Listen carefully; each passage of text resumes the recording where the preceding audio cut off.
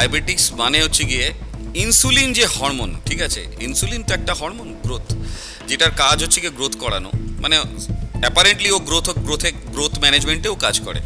তো সেই ইনসুলিনের কম হয়ে যাওয়ার কারণে ব্লাডে যে আমরা কার্বোহাইড্রেট বা যেটা খাচ্ছি সেটা তখন এক্সেস হয়ে যায়, কারণ ওই ইনসুলিন হরমোনটাই ব্লাডের কার্বোহাইড্রেটসটাকে সেল পর্যন্ত নিয়ে যায় এবং সেল পর্যন্ত নিয়ে গিয়ে তাকে শক্তিতে রূপান্তরিত করে এবং সেই শক্তি কিন্তু আমাদের শরীর চালাতে কাজে লাগে। It's basic example. কিন্তু যখন অতিরিক্ত সুগারটা বেড়ে যায় এবং যদি ইনসুলিন কমে যায়, ইন দ্যাট কেস বিভিন্ন ধরনের কমপ্লিকেশন তৈরি হয়। সেই কমপ্লিকেশনগুলো মিলেই হচ্ছে কিন্তু ডায়াবেটিস।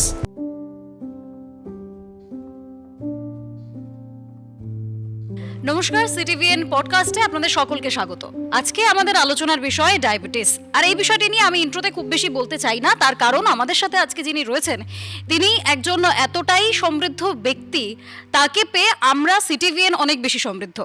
তার যে পোস্ট, তার যে উপাধি, আমি সেটা যদি একটু বলতে চাই সেটা অনেক লম্বা হবে, আমি সেটা বলি। His excellency ambassador sir professor doctor Rajdeep Dutta, অনেক স্বাগত।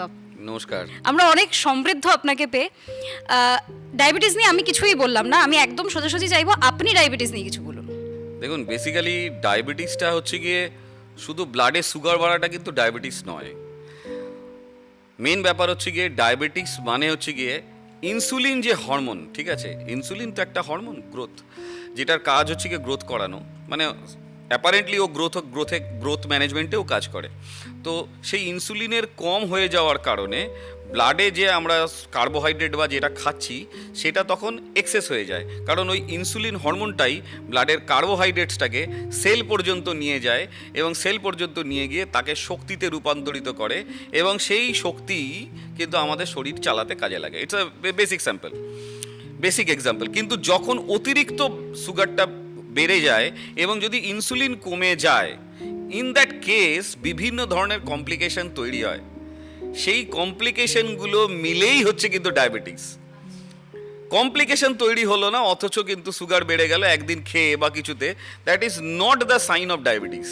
আপনার একদিন হয়তো আপনি ভালো খাবার খেলেন, হঠাৎ করে আপনি দেখা গেল ব্লাডে সুগারটা বেড়ে গেছে, 2 ঘন্টা বাদে আপনি টেস্ট করলেন, টেস্ট করে একটা বিয়ে বাড়িতে খেয়েছেন, খেয়ে হয়তো দেখা গেল তোমার বেড়ে গেল সুগারটা, তার মানে কি তুমি ডায়াবেটিক? না, তার মানে ডায়াবেটিক না। একটা প্রলং ইউজ যদি দেখা যায় অনেক দিন ধরে তোমার বিভিন্ন ধরনের কমপ্লিকেশনস তৈরি করছে, তার মধ্যে ডায়াবেটিসের যে মূল লক্ষণগুলো আছে, হ্যাঁ, থ্রাস্ট লাগা, তারপর তোমার বডি ঝিমঝিম করা, হ্যাঁ, বা বিভিন্ন ধরনের যে সমস্যাগুলো ডায়াবেটিসের যেগুলো ক্রনিক লক্ষণ, সেই লক্ষণগুলো যখন পর্যবেক্ষিত হবে, ইন দ্যাট কেস তখনও যদি ব্লাড সুগার বেড়ে থাকে এবং অন্যান্য সিমটম যেগুলো ডায়াবেটিসের সাথে যায় সেইগুলো যদি প্রপারলি যদি দেখা যায় শরীরে টেস্টের মাধ্যমে, ইন দ্যাট কেস আমরা বলতে পারি তার ডায়াবেটিস হয়েছে। আচ্ছা, অ্যাজ পার এসিপি গাইডলাইন আমি কথাটা কিন্তু বলছি। আচ্ছা, এই যে আপনি বেশ কিছু ক্রনিক সিমটমসের কথা বললেন, এই সিমটমসগুলো কি? বিভিন্ন ধরনের হতে পারে, মানে অনেকের ক্ষেত্রে থ্রাস্ট হতে পারে, বেশি তেষ্টা লাগছে, অনেকের ক্ষেত্রে ফ্রিকুয়েন্ট ইউরিনেশন হতে পারে, বারবার বাথরুম চেপে রাখতে পারছে না, হ্যাঁ, ডিজিনেস হতে পারে, শরীর আর ভালো লাগছে না, সব সময় যেন শরীরে ঝিমুনি ভাব, কারণ শরীরে তো এনার্জি উৎপন্ন হচ্ছে না, কারণ ইনসুলিনটা গেলে তবে তো শরীরে ওইটা সেলে যাবে, সেলে গিয়ে তবে তো এনার্জি হবে। যদি এনার্জি তৈরি না হয় তাহলে সারা শরীর এনার্জি লেস থাকবে, তাহলে এনার্জি লেস থাকলে কী হবে, কোনো কাজ করতে ইচ্ছা করবে না, ম্যাচ করবে শরীর, এরকম বিভিন্ন ধরনের লক্ষণ যদি সেটা ক্রনিক মানে কন্টিনিউ বেসিস দেখা যায়, ইন দ্যাট কেস তখন বলা যেতে পারে যে ডায়াবেটিকের একটা লক্ষণ। এবার তারপর এই টেস্ট যদি কনফার্ম করে যে হ্যাঁ এখানে ইনসুলিন ডিসঅর্ডার হচ্ছে এবং রেসপেক্টিভ আরও অনেকগুলো মেজারমেন্ট এরিয়া আছে সেগুলোও ডিস্টার্বড হয়েছে, ইন দ্যাট কেস আমরা বলতে পারি সেই ব্যক্তিটি ডায়াবেটিক। আচ্ছা, এবার আমি ব্যক্তিগত যদি কিছু বলি, যে এরকম তো বহু টেস্ট হয়, আমরা যেমন পিপিতে একটা টেস্ট করি, একটা ফাস্টিংয়ে টেস্ট হয়, এই যে বিষয়গুলো, এই টেস্টই কি শুধু সুগারের টেস্ট, নাকি আপনি আলাদা করে অন্য কোনো বেশ কিছু টেস্টের কথা বলবেন যেখান থেকে আপনি নিজে বুঝতে পারবেন? দেখুন, আমার নিজের রিসার্চ বেশ কিছুদিন, দীর্ঘদিন আমি বিদেশেও কাজ করেছি এটার ওপরে। তো আমি বেসিক্যালি একটা ফান্ডা বুঝি, সিম্পল ফান্ডা, সেটা হচ্ছে গিয়ে প্যানক্রিয়াস ইনসুলিন। এই যে ইনসুলিন নিয়ে আমরা বেশি কথা বলছি না, ইনসুলিনটা তৈরি হয় কোথা থেকে? ইনসুলিনটা তৈরি হয় প্যানক্রিয়াস থেকে, আপনি জানেন আইলেট অফ ল্যাঙ্গারহ্যান্স, সেখান থেকেই ইনসুলিনটা তৈরি হয়। তো এই আইলেট অফ ল্যাঙ্গারহ্যান্সে তৈরি করে কে? ইনসুলিনটা তৈরি করে কে? বিটা সেল তৈরি করে। তার মানেটা কি?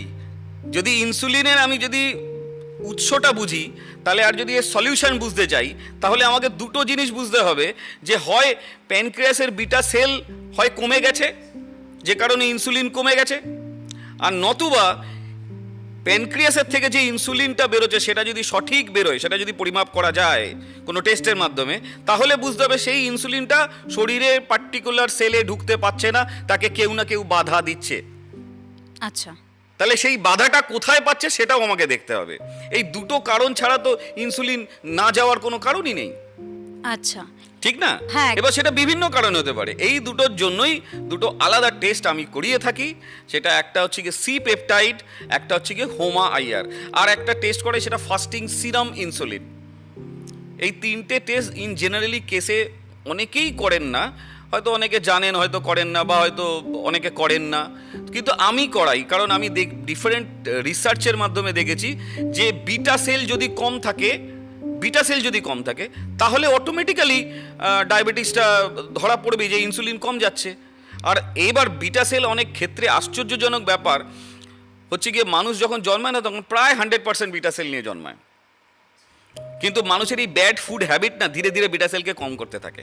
আচ্ছা, মানে ডায়েট। হ্যাঁ, যেমন এটা মজার কথা যে আমাদের ঈশ্বর যেমন দুটো লাংস দিয়েছে, দুটো কিডনি দিয়েছে, মানে একটা কিডনি হলেই চলে, একটা লাংস হলেই চলে, কিন্তু ঈশ্বর দুটো দিয়েছে ম্যানেজমেন্টের জন্য, তেমনি বিটা সেলও ঈশ্বর আমাদেরকে 3 টাইমস দিয়েছে। আচ্ছা, মানে 33%-এর উপর যদি বিটা সেল অ্যাক্টিভ থাকে, তাহলে ধরা যায় যে আপনার বডিতে যতটা ইনসুলিন দরকার ততটা ইনসুলিন বেরোচ্ছে। কিন্তু তারপরেও যদি ডায়াবেটিসের সুগার থাকে বেড়ে, হ্যাঁ। তার মানে ওই ইনসুলিনটা সেলে যেতে পারছে না, কেউ ওকে বাধা দিচ্ছে। আচ্ছা। সেইটা ধরার জন্য হচ্ছে গিয়ে যে টেস্টটা, সেটা হচ্ছে গিয়ে হোমা আইআর। আচ্ছা, এই হোমা আইআর টেস্টার মাধ্যমে ইনসুলিন সেন্সিটিভিটি বোঝা যায়, মানে ইনসুলিনের পাওয়ার কতটা সেটা বোঝা যায়, এবং ইনসুলিনের যে সেন্সিটাইট কতটা সেটা বোঝা যায়, আর ইনসুলিন রেজিস্ট্যান্স কতটা সেইটা বোঝা যায়। এই ইনসুলিন রেজিস্ট্যান্সটা বুঝে গেলেই তাহলে ব্যাপারটা ঝামেলা মিটে গেল। এবার ইনসুলিন রেজিস্ট্যান্সকে যদি কম করে দেওয়া যায়, তাহলেই কিন্তু এই অর্গানিক ইনসুলিন যেটা তৈরি হচ্ছে সেটা কিন্তু সেলে সিক্রিয়েট করতে পারবে। এবং ইনসুলিন রেজিস্ট্যান্স যদি আরও কম করে দেওয়া যায়, একদম লেভেলে, নর্মাল লেভেলে চলে আসে, সেটাও কিন্তু পরিমাপ করা যায় হোমা আইআর দিয়ে। আচ্ছা, নর্মাল ওখানে তো রেঞ্জ লেখাই থাকে, আপনার যে নর্মাল রেঞ্জটা আছে আপনি সেটা দেখলেই বুঝতে পারবেন। সেইটার মধ্যে যখন চলে আসবে তখন আপনার দেখবেন, আর ইনসুলিন সেন্সিটিভিটি যদি হাই থাকে, মানে ইনসুলিনের পাওয়ার যদি ঠিকঠাক থাকে, তখন আপনার বাইরে থেকে কোনো ধরনের মেডিকেশনের দরকারই পড়বে না। এবং সেইটা যদি টেস্ট করতে হয়, সেইটা কন্টিনিউয়াস বেসিসে বা প্রলং বেসিসে টেস্ট করার জন্য ওজিজিটি টেস্ট, মানে গ্লুকোজ টলারেন্ট টেস্ট, মানে 10 গ্রাম চিনি খাইয়ে আপনার সুগারটাকে 1 ঘন্টা বাদে মনিটর করা, এবং 1 মাস বাদে বাদে এটাকে যদি মনিটর করে অন্য কোনো মেডিসিন না দিয়ে নর্মাল ডায়েট দিয়ে যদি ম্যানেজড হয়, তাহলে ধরা যায় যে আপনার বডিতে ইনসুলিন ঠিকঠাক কাজ করছে এবং আপনার বডিতে সুগার ঠিক মতো ম্যানেজড হয়ে যাচ্ছে। এটা কি শুধু মানে, হ্যাঁ সুগার অবশ্যই দরকার, কিন্তু এটা কি শুধু বয়স্কদের রোগ? মানে আমরা যেরকম আমাদের মা পিসিমাদের কাছে শুনে আসি যে তাদেরই শুধু হয়েছে, বাবারই শুধু হয়েছে, এটা কি? না না, যে কোনো বয়সে আপনি যদি আপনার বাচ্চাকে যদি খুব আলালের দুলাল করে মানুষ করেন, খুব ভালো ভালো খাওয়াচ্ছেন, চিজ পানির খাওয়াচ্ছেন, তো অটোমেটিক্যালি তার ইনসুলিন রেজিস্ট্যান্স বেড়ে যাবে। এটা ফ্যাক্ট। ইনসুলিন রেজিস্ট্যান্স আর ডায়াবেটিক কিন্তু এক না। ইনসুলিন রেজিস্ট্যান্স বাড়লে ব্লাড প্রেশার বাড়বে, কোলেস্টেরল বাড়বে, ঠিক আছে, অনেক কিছু বেড়ে যায়। আর ইনসুলিন রেজিস্ট্যান্স কম করলে কিন্তু কোলেস্টেরল কমে যাবে। হতে পারে ওই বাচ্চাটার ডায়াবেটিক নেই, কিন্তু বাচ্চাটার কিন্তু কোলেস্টেরল হাই, আচ্ছা, বাচ্চাটার ট্রাইগ্লিসারাইড হাই। তাহলে ইনসুলিন রেজিস্ট্যান্সকে যদি কম করা যায়, একসাথে সব জায়গায় কন্ট্রোল হবে। বুঝতে পেরেছেন তো? যার ফলে বাচ্চাদের অবস্থাতেও এটা কিন্তু সম্ভব। ডায়েট একটা খুব বড় প্ল্যান। ডায়েট একটা বিরাট বড় প্ল্যান, কিন্তু শুধু ডায়েট দিয়ে এটা সম্ভব নয় সমস্ত জায়গাগুলো ম্যানেজ করা।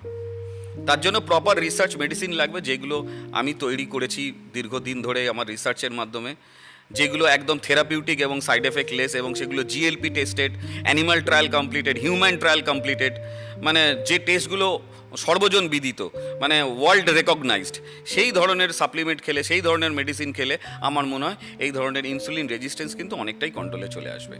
আচ্ছা, মানে শুধুমাত্র মেডিকেশন আর তার পাশাপাশি ডায়েট, আর আপনি যা প্ল্যান করে দেবেন সেই মতো যদি চলা যায় তাহলে একদম সুস্থ চলা সম্ভব। একদম। এটা আপনি কথা দিতে পারেন একদম 100%। দর্শকদের, সেটা যদি একটু কথা দিয়ে বলেন। একদম 100% কথা দিচ্ছি দর্শকদের, একদম সামনে দাঁড়িয়ে। কারণ আমি বললাম তো যে ডায়াবেটিস নিয়ে ভয় পাওয়ার কোনো কারণ নেই।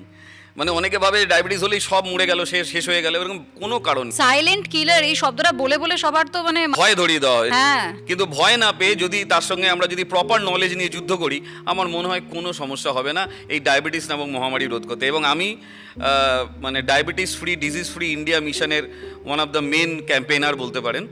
এবং আমি চাই, আমার এটাই ইচ্ছা যে ভারত যেন ডায়াবেটিক মুক্ত এবং সুস্থ ভারত যেন তৈরি হতে পারে। আমার জীবনকালে যতটুকু আমি করতে পারবো সেইটুকুই আমি মনে করব আমার কাছে অনেক বড় জিনিস।